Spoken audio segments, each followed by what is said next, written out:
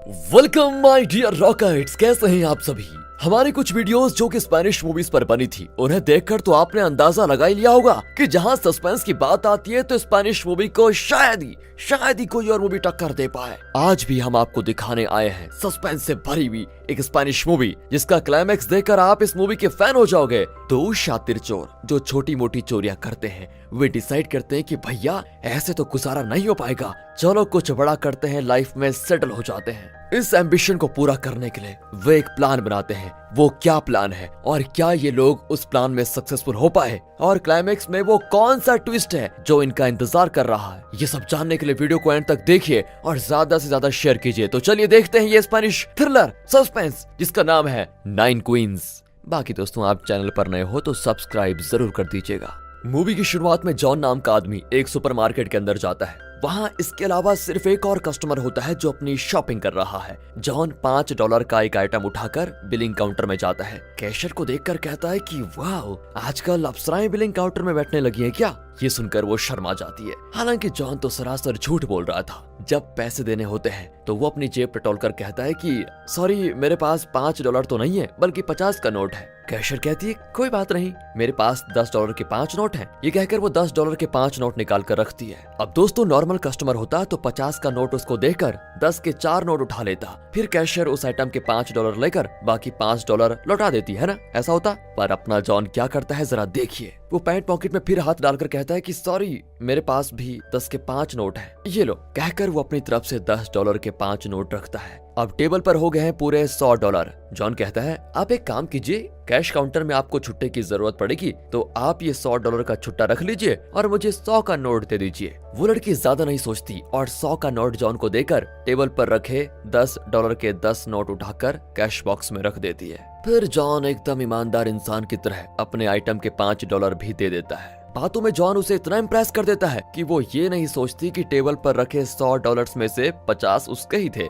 यानी जॉन ने उसे पूरे $50 का चूना लगाकर बेवकूफ बना दिया। अब जॉन अपना गेम खेलकर बाहर जा ही रहा होता है कि तभी उस लड़की की शिफ्ट होती है खत्म और वहाँ पर दूसरी लड़की बिलिंग काउंटर पर आती है। जॉन एक बार तो सफल हो गया। अब वो सोचता है कि क्यों ना इस नई लड़की के साथ भी यही गेम खेलूं। वो फिर वही गेम इस लड़की के साथ खेल रहा होता है कि तभी पहली वाली लड़की मैनेजर के साथ वहाँ कर कहती है कि सर, मुझे इस आदमी पर शक है। इस आदमी ने मुझसे भी यही आइटम खरीदा और मुझे कंफ्यूज करके इसने $50 शायद ज्यादा ले लिए। अब मैनेजर जॉन को पकड़कर पुलिस को कॉल करने के लिए कहता है। तभी वहाँ पर वो दूसरा कस्टमर आकर कहता है कि मैं हूँ पुलिस वाला, बताओ क्या प्रॉब्लम है। जब मैनेजर उसे बताता है तो वो जॉन को रंगे हाथों पकड़ लेता है और मैनेजर से कहता है कि मैं इसे स्टेशन लेकर जा रहा हूँ, आप आकर कंप्लेंट कर दीजिए और फिर ये $50 लेकर जाइए। ये कहकर वो जॉन को घसीट कर बाहर लेकर जाता है। कुछ दूर जाकर वो जॉन को छोड़ देता है और कहता है कि चोरी का सबसे इम्पोर्टेंट रूल ये है कि एक ही जगह पर एक ही टेक्निक दोबारा यूज नहीं करनी चाहिए। बार बार करोगे तो इस तरह पछताओगे,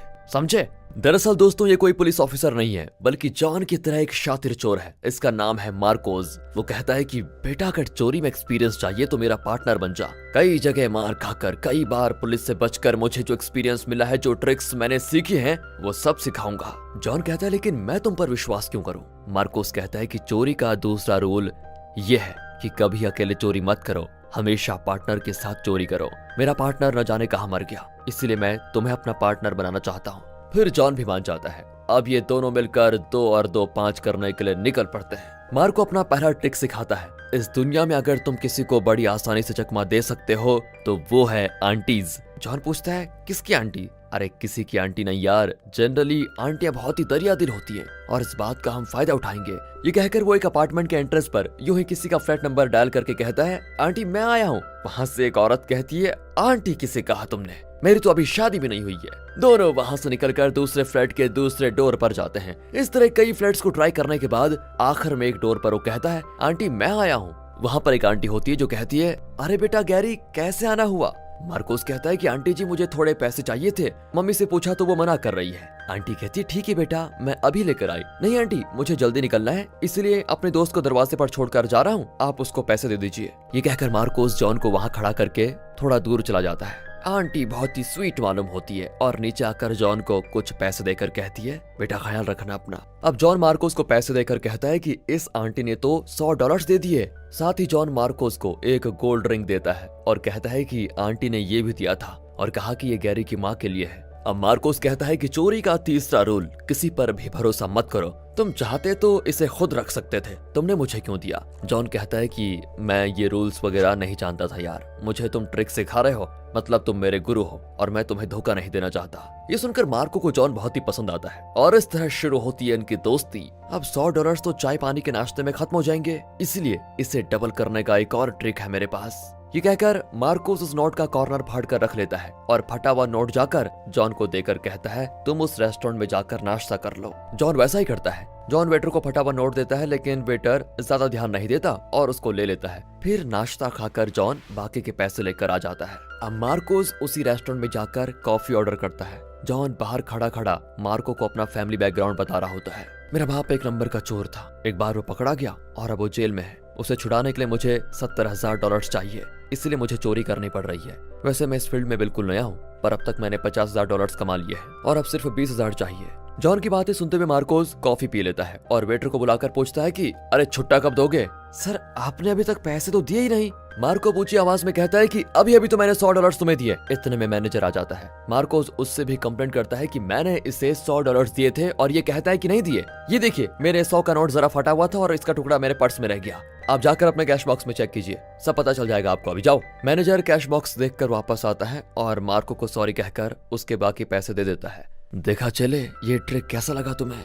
अच्छा तो था गुरु, लेकिन दोबारा नहीं चलेगा। वैसे तुम्हारे मुंह पर तो चोरों वाली रेखा साफ नजर आती है। अच्छा तो क्या तुम्हारे मुंह पे संत महात्मा वाली रेखा है? जॉन कहता है कि चलो इसका भी टेस्ट कर लेते हैं। वहाँ जो लड़की खड़ी है वो तुम्हें अपना पर्स देगी तो मैं मान लूंगा कि तुम मुझसे ज्यादा ईमानदार दिखते हो, और अगर मैं जीता तो वो आंटी वाली जो गोल्ड रिंग है वो मुझे चाहिए। मार्कोस भी चैलेंज एक्सेप्ट कर लेता है। दोनों उस लड़की के पास जाते हैं तो पता चलता है कि वो लड़की नहीं दादी जी हैं। फिर दोनों उसके साथ लिफ्ट में चढ़ जाते हैं। जॉन बीच में ही लिफ्ट के कुछ बटन्स के साथ छेड़छाड़ करके लिफ्ट को 2 बार फ्लोर्स के बीच में रोक देता है और कहता है कि इसे ठीक करने में बहुत देर लग जाएगी। फिर वो किसी तरह चढ़कर ऊपरी फ्लोर पर पहुंच जाता है। फिर वो कहता है कि दादी आइए मैं आपकी मदद करता हूँ। ये कहकर वो अपना हाथ बढ़ाता है। अरे दादी पर्स हाथ में रखकर कैसे चढ़ेंगी आप? आपके पास जो आदमी खड़ा है उसे पर्स देकर आप जल्दी से ऊपर चढ़ जाइए। अब दादी मार्कोस को एक नजर देखती है, ये तो एकदम चोर लगता है। ये सोचकर वो जॉन को अपना पर्स दे देती है। फिर तीनों वहाँ से बाहर निकल जाते हैं। अब जॉन कहता है कि देखा तुमने, तुम्हें देखते ही वो जान गई कि तुम एक नंबर के चोर हो। हाँ यार तू एकदम ठीक बोल रहा है। चोरी का नेक्स्ट रूल है कि देखने में एकदम इनोसेंट लगो। उस मामले में इस जॉब के लिए मुझसे ज्यादा क्वालिफाइड तुम लगते हो। अब मेरा साथ कभी मत छोड़ना। ये कहकर वो जॉन को सोने का रिंग दे देता है। इस तरह दोनों चोरों की पार्टनरशिप होती है शुरू।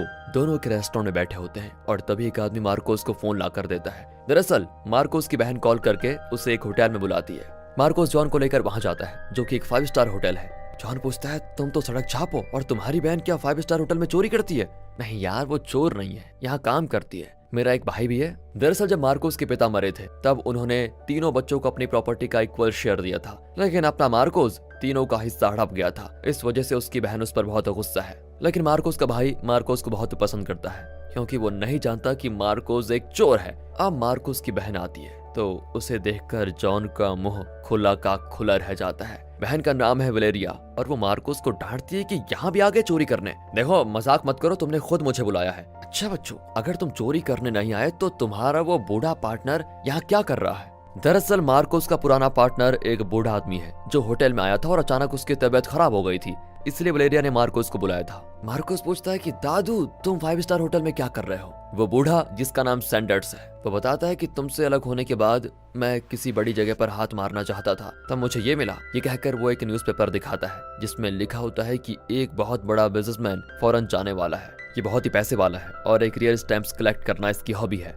मेरी बहन के पास एक स्टैंप है जिसे 9 क्वींस स्टैंप कहा जाता है। ये बहुत ही रेयर स्टैंप है और मुझे पता है कि वो बिजनेसमैन इसे बहुत सारे पैसे देकर खरीद लेगा, इसीलिए मैंने अपनी बहन से ये स्टैंप मांगा पर उसने देने से मना कर दिया। मैंने भी अपना दिमाग लगाया और बिल्कुल उसी की तरह का एक फेक स्टैंप बनाया। उसे उस बिजनेसमैन को बेचने के लिए मैं इस होटल में आया था, लेकिन क्या करूं, इस उम्र में भाग दौड़ नहीं होती और मेरी तबीयत खराब हो गई। वो बिजनेसमैन सिर्फ आज यहाँ पर रहेगा, इसीलिए इस स्टैंप को उसे बेचने में तुम मेरी मदद करो।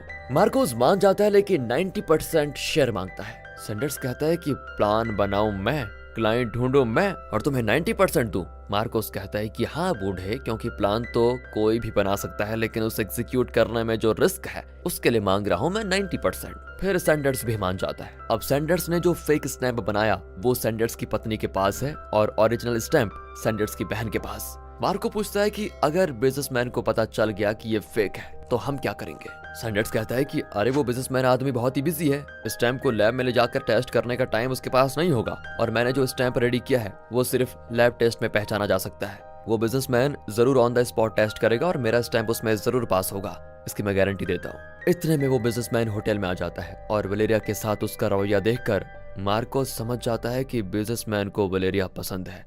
मार्कोस और जॉन अपने मिशन के लिए मैदान में उतर जाते हैं। पहले वे सैंडर्स की वाइफ से वो फेक स्टैंप लेने जाते हैं। जॉन पूछता है क्या मुझे भी प्रॉफिट में कुछ शेयर मिलेगा। हाँ, तुम्हें 10% तो मैं दे ही सकता हूँ। ओह, तो मुझे और सैंडर्स को सिर्फ 10% और तुम्हें 80%। हाँ भाई, असली काम तो मैं ही कर रहा हूँ, तुम तो सिर्फ मेरी मदद कर रहे हो। तुम अपनी तरफ से इस मिशन में कुछ करके दिखाओ तो मैं तुम्हारा शेयर बढ़ा दूंगा। फिर मार्को सैंडर की वाइफ से पूछता है कि दादी, सैंडर्स ने मुझे भेजा है और 9 क्वींस वाला स्टैंप लाने को कहा। मार्कोस को देखकर वो कहती है चोर उचक्के कहीं के, तुम्हें मैं स्टैंप क्यों दूंगी, जाकर सैंडर्स को लेकर आ। हे भगवान, आजकल चोरों को राज चल रहा है, ये कहकर वो दरवाजा ही बंद कर देती है। जॉन कहता है कि मैंने तो पहले ही कहा था कि तुम्हारे माथे पर कैपिटल लेटर में चोर लिखा है। अब मैं ट्राई करता हूँ, और अगर बुढ़िया ने मुझे स्टैंप दे दिया तो मुझे 30% चाहिए। बोलो मंजूर है। एन वक्त पर जॉन की समझदारी अगर आपको पसंद आ गई हो दोस्तों तो वीडियो को लाइक कीजिए। मार्कोस भी मान जाता है। जॉन का चेहरा देखकर सैंडर्स की वाइफ सोचती है कि ये तो दूध पीता बच्चा लगता है, जरूर अच्छा लड़का होगा। वो जॉन को स्टैंप दे देती है। अब इनके पास 9 क्वींस का डुप्लीकेट स्टैंप है, लेकिन इसे वे डायरेक्टली लेकर जाकर उस बिजनेसमैन को नहीं दे सकते क्योंकि उसे शक होगा। इसीलिए इन्हें इनडायरेक्टली उसे इन्फॉर्मेशन देनी होगी कि हमारे पास 9 क्वींस का स्टैंप है। अब वे देखते हैं कि बिजनेसमैन बाथरूम जा रहा है। तभी मार्कोस भी उसके पीछे जाकर फोन पर बात करने लगता है कि हाँ, मेरे पास 9 क्वींस वाला स्टैंप है, मुझे कोई बायर दिला दे यार, बहुत जरूरत है उसकी। उसकी बातें वो बिजनेसमैन भी सुन रहा था। इसी बीच एक पुलिस वाला आकर मार्कोस को पकड़कर पूछता है तुम कौन हो, चेहरे से तो चोर ही लगते हो। मार्कोस कहता है कि मेरे पास 9 क्वींस वाला स्टैंप है, उसे बेचने की कोशिश कर रहा हूँ। इतने में वो बिजनेसमैन बाथरूम से बाहर आकर पुलिस से कहता है कि मैं ही वो बायर हूँ, आप उसे छोड़ दीजिए। इस पर पुलिस वाला उसे छोड़ देता है। बिजनेसमैन मार्कोस को अपने कमरे में बुलाता है। उसके जाने के बाद मार्कोस और पुलिस वाला मिलकर खूब हंसते हैं। दरअसल ये पुलिस वाला कोई और नहीं, मार्कोस का ही आदमी था। उसने इसीलिए ड्रामा किया था क्योंकि कोई नॉर्मल चोर होता तो पुलिस के आते ही भागने की कोशिश करता, पर वो बिजनेसमैन को यकीन दिलाना चाहता था कि मैं तो एकदम ईमानदार हूँ और पुलिस से भी नहीं डरता। फिर मार्कोस और जॉन बिजनेसमैन से मिलते हैं। वो प्रूफ मांगता है तो मार्कोस उसे उस फेक स्टैंप का फोटो दिखाता है। बिजनेसमैन कहता है कि 1 घंटे के बाद तुम वो स्टैंप लाकर मुझे दो, मेरा एक्सपर्ट उसे टेस्ट करके बता देगा कि वो ओरिजिनल है या फेक, और फिर इसकी कीमत डिसाइड करेंगे। ठीक 1 घंटे के बाद मार्कोस और जॉन उस फेक स्टैंप को लेकर बिजनेसमैन के पास आ जाते हैं। ये लोग सोचते हैं कि स्टैंप के 30-40 हजार डॉलर तो मिल जाएं तो काफी है। बिजनेसमैन का एक्सपर्ट कहता है कि इसे ठीक से जज करने के लिए तो लैब में भेजना पड़ेगा। बिजनेसमैन कहता है कि अरे मेरे पास उतना टाइम नहीं है, कल मुझे फौरन जाना है, तुमसे जितना हो सके यहीं पर टेस्ट करके बताओ। एक्सपर्ट उसे चेक करके कहता है कि सर ये ओरिजिनल है। ये एक्सपर्ट ऐसा क्यों कह रहा है, आपको आइडिया है दोस्तों कुछ? देखते हैं, कमेंट्स में बता दीजिए, देखते हैं आपका अंदाजा सही लगा कि नहीं। मार्कोस और जॉन चैन की सांस लेते हैं। बिजनेसमैन कहता है कि स्टैंप का मैं 2.5 से 3 लाख डॉलर दे सकता हूँ। अमाउंट को सुनकर मार्कोस की बोलती बंद हो जाती है, पर जॉन कुछ ज्यादा ही एक्टिंग करने लगता है कि 3 लाख का हम क्या अचार डालेंगे, इस स्टैंप की कीमत शायद आप नहीं जानते। चलो मार्कोस, हम कोई और बायर ढूंढ लेंगे। मार्कोस उसे चुप कराने की कोशिश करता रहता है लेकिन वो नहीं मानता। तभी बिजनेसमैन कहता है कि ठीक है, मैं 4.5 लाख डॉलर देने को तैयार हूँ। अगर डील मंजूर हो तो आज रात इस स्टैंप को लेकर मेरे पास आ जाना, मैं पैसे देकर इसको ले लूंगा और कल सुबह यहाँ से निकल जाऊंगा। 4.5 लाख सुनकर दोनों शॉक में होते हैं और बाहर आते हैं, पर वहाँ बिजनेसमैन का वो एक्सपर्ट खड़ा होता है और पूछता है कि मेरा शेयर कब दोगे भाइयों? तुम्हें हम शेयर क्यों देंगे? वो इसीलिए कि तुम्हारा वो 2 टके का स्टैंप देखते ही मैं जान गया था कि वो फेक है। अब बोलो, मुझे शेयर दोगे या मैं अभी जाकर तुम्हारी पोल खोल दूं? मार्कोस भी उसे शेयर देने के लिए मान जाता है। बस अब इन्हें किसी की फिक्र करने की जरूरत नहीं। लेकिन तभी बाइक में 2 आदमी स्टैंप वाला बैग छीन कर लेके जाते हैं। रास्ते में वे बैग खोलते हैं तो उसमें सिर्फ एक स्टैंप देखकर उसे पानी में फेंक देते हैं। स्टैंप पानी में भीगकर बेकार हो जाता है। दोनों अपनी किस्मत पे रोते हुए बैठे होते हैं। लेकिन तभी मार्कोस कहता है कि ये तो फेक स्टैंप था, ओरिजिनल तो सैंडर्स की बहन के पास है, क्यों ना हम किसी तरह उसे लेकर बिजनेसमैन को बेच दें। फिर क्या था, दोनों सैंडर्स की बहन के घर जाकर कहते हैं हम आपका 9 क्वींस वाला स्टैम्प खरीदना चाहते हैं। वो पूछते हैं कि कितना दोगे। मार्कोस कहता है कि हम इतनी बड़ी रकम दे देंगे कि आप सोच भी नहीं सकती, हम $50,000 देने को तैयार हैं। वो गला फाड़ कर हंसती है कि मुझे पागल समझ रखा है क्या, वो स्टैम्प उससे भी ज्यादा कीमती है। फिर बातचीत के बाद वे 2.5 लाख के लिए मान जाते हैं और कहते हैं कि हम जल्दी पैसे लेकर आ जाएंगे और स्टैम्प लेकर जाएंगे। बाहर जाकर जॉन मार्कोस को डांटता है कि 2.5 लाख के लिए तुम क्यों मान गए, उतने पैसे कहाँ से आएंगे। मार्कोस कहता है कि टेंशन मत लो यार, मैंने अपनी बहन और भाई को उल्लू बनाकर उनकी प्रॉपर्टी का शेयर भी ले लिया है, उसके 2 लाख मेरे पास है, तुम 50,000 दे देना जो तुमने अपने बाप की रिहाई के लिए जमा कर रखे हैं। जॉन गुस्से में उसका शर्ट पकड़ लेता है कि मैं उन पैसों को हाथ नहीं लगाऊंगा, समझे, कोई और आइडिया है तो बताओ। अच्छा, मैं अपनी पूरी प्रॉपर्टी दांव पर लगा रहा हूँ और तुम हो कि इतना सा देने को तैयार नहीं हो। वो बिजनेसमैन हमें बहुत सारे पैसे देने वाला है और मैं तुम्हारा शेयर भी बढ़ा दूंगा, प्लीज 50,000 तो दे दो यार। अब जॉन भी मान जाता है। अब मार्कोस का 2 लाख और जॉन का 50,000 मिलकर 2.5 लाख वे सैंडर्स की बहन को देकर ओरिजिनल स्टैम्प खरीद लेते हैं। फिर मार्कोस उसको लेकर जाकर बिजनेसमैन को दे देता है, तो वो कहता है कि ये तुम क्यों लेकर आए, अपनी बहन को दो और उसे मेरे पास भेजो।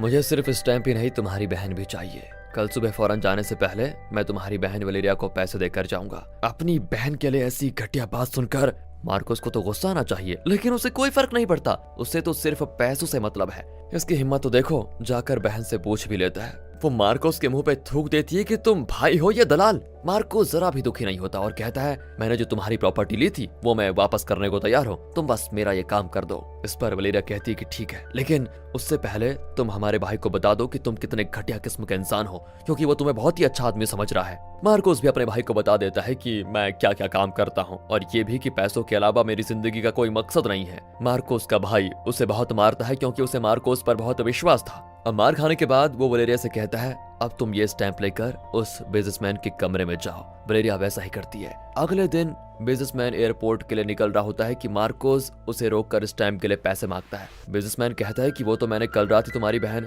वलेरिया को दे दिया, जाकर ले लो उससे। मार्कोस भी वलेरिया के पास जाता है तो वो मार्कोस को एक ब्रीफकेस पकड़ाकर चली जाती है। उसके अंदर एक चेक के अलावा कुछ नहीं होता। मार्कोस वलेरिया से पूछता है ये क्या मजाक है, इस चेक को कैश कराने में तो मेरी जिंदगी निकल जाएगी, अगर बाउंस हो गया तो। वलेरिया की आंखों में आंसू होते हैं और वो कहती है कि कोई प्रॉब्लम नहीं होगी। उस आदमी का होटल का बिल लाखों में आया था, उतने पैसे इसी चेक से उसने चुकाए थे। पर मार्कोस को जरा भी परवाह नहीं होती कि उसकी बहन रो रही है और कल रात उसके साथ क्या हुआ होगा। वो तो बस पैसे मिलने की खुशी में जॉन को लेकर बैंक जा रहा होता है। तभी वो नकली पुलिस वाला मार्कोस को पकड़ लेता है और कहता है उस दिन मेरी एक्टिंग के पैसे तो तुमने दिए ही नहीं। उसके हाथ में गन भी होती है। वो कहता है कि चुपचाप वो चेक मुझे दे दो वरना यहीं पर तुम्हें गोली से उड़ा दूंगा। जॉन ये सब कुछ देख रहा होता है लेकिन वो जरा भी टेंशन नहीं लेता और कहता है कि जरा चला तो गोली। क्यों मार्कोस, तुमने मुझे इतना बेवकूफ समझा हुआ है क्या? मेरे और तुम्हारे अलावा कोई नहीं जानता कि उस बिजनेसमैन ने कैश नहीं चेक दिया है। इस नकली पुलिस वाले को कैसे पता चला? तुम दोनों ने ड्रामा अच्छा किया। तुम्हें क्या लगा कि तुम्हें बचाने के लिए मैं ये चेक इस आदमी को दे दूंगा और फिर तुम इससे ये चेक ले लोगे? नो चांस गुरुजी, मैं इतना भी भोला भाला नहीं हूँ। मार्कोस उस आदमी को मारने लगता है कि तुझे चेक किसने बोलने को कहा था? एक छोटा सा डायलॉग भी तुझसे ठीक से नहीं बोला गया। सॉरी यार जॉन, गलती हो गई, माफ कर दे। चल बैंक जाकर इसे कैश करवाते हैं, तुम अपना 30% ले लेना। फिर दोनों बैंक जाते हैं तो वहाँ बहुत भीड़ होती है। मार्कोस क्लर्क से पूछता है कि सर मेरा ये चेक क्लियर करवा दीजिए। वो हंसता है कि अभी यहाँ बैंक का दिवाला निकल चुका है और तुझे चेक की पड़ी है, बैंक में पैसा ही नहीं है। जाओ जाकर इस कैश को फ्रेम लगवा कर घर में टांग दो। बस अब मार्कोस और जॉन दोनों ही अपना सब कुछ खो चुके थे। मार्कोस के 2 लाख और जॉन के 50,000 हाथ से निकल चुके थे। अब इनके पास फूटी कौड़ी बची। दोनों एकदम शॉक में चौराहे पर खड़े होते हैं। जॉन कहता है कि अब मैं तुम्हारे साथ नहीं रहूंगा। ये कहकर वो गुस्से में चला जाता है और मार्कोस फिर अकेला हो जाता है। अब ये दोनों कभी आपस में नहीं मिलने वाले।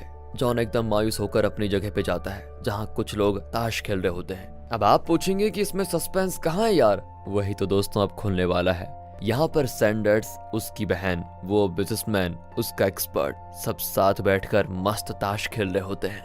सैंडर्स की बहन एक बैग जॉन को देती है। ये वही बैग है जिसमें मार्कोस और जॉन ने पूरे 2.5 लाख देकर उससे स्टैम्प खरीदा था। जॉन बैग लेकर एक टेबल पर जाता है जहां मार्कोस की बहन वलेरिया बैठी होती है और यहाँ आता है ट्विस्ट। दरअसल जॉन वलेरिया का बॉयफ्रेंड है। मार्कोस ने वलेरिया और अपने भाई को धोखा देकर प्रॉपर्टी में उनका हिस्सा भी हड़प लिया था जिसकी कीमत थी 2 लाख। उसे वापस लेने के लिए जॉन और वलेरिया ने मिलकर यह प्लान बनाया था। मूवी की शुरुआत में जॉन जानबूझकर उस सुपरमार्केट में गया था क्योंकि वो मार्कोस को फॉलो कर रहा था। उसने जानबूझकर कैशियर के साथ वो गेम दोबारा से खेलने की कोशिश की ताकि वो फंस जाए और मार्कोस उसे बचाने आए। वो जानता था कि मार्कोस अपनी शातिरी का डेमो देने जरूर आएगा और इस तरह वो मार्कोस के साथ क्लोज होता गया। जॉन ने उसे बताया कि मेरे पास $50,000 हैं, क्योंकि उसे पता था कि पैसों के लालच में मार्कोस उसे अपना पार्टनर जरूर बनाएगा। इतना ही नहीं, सैंडर्स जो कई सालों से मार्कोस का पार्टनर था, उसे मार्कोस ने धोखा दे दिया था, जिसकी वजह से वो मार्कोस से अलग हो गया। जॉन ने उसे भी अपने प्लान में शामिल किया और इन सब ने मिलकर ये स्टैम्प वाली कहानी मार्कोस को सुनाई। यहाँ तक कि वो बिजनेसमैन भी इनका साथी था। इस प्लान से बेखबर मार्कोस अपनी बहन और भाई से लूटे हुए 2 लाख दांव पे लगा बैठा, जिसे जॉन वापस वलेरिया के पास लेके आया। इस प्लान के दौरान इन लोगों को मार्कोस पर दया भी आ गई कि ये उल्लू बनने जा रहा है। ये लोग मार्कोस को माफ भी कर देते, लेकिन जब इन्होंने देखा कि मार्कोस पैसों के लिए अपनी बहन तक को किसी अजनबी के कमरे में भेजने को तैयार है, उसे जरा भी झिझक नहीं हुई। तब इन सब ने फैसला किया कि वो मार्कोस को 2 लाख का चूना लगाकर सड़क पर ला देंगे। इस पूरे कांड में इनका बोनस है वो सोने का रिंग, जो उस अपार्टमेंट वाली आंटी ने किसी गैरी की माँ के लिए दिया था। जॉन ने उसे एक बैट में मार्कोस से जीता था। अब वो उसे अपनी गर्लफ्रेंड यानी वलेरिया को देकर शादी प्रपोज करता है। वलेरिया भी हाँ कहती है और जल्द ही दोनों की शादी भी होने जा रही है। और इसी ट्विस्ट के साथ 9 क्वींस नाम की ये मूवी खत्म होती है। और दोस्तों, आप हमारे दूसरे चैनल मूवीज वेदर की तरफ देख सकते हैं। अगर आपको अच्छा लगे तो लाइक एंड सब्सक्राइब। मिलते हैं अगली वीडियो में, तब तक के लिए गुड बाय, अपना ख्याल रखें and finally thanks for watching.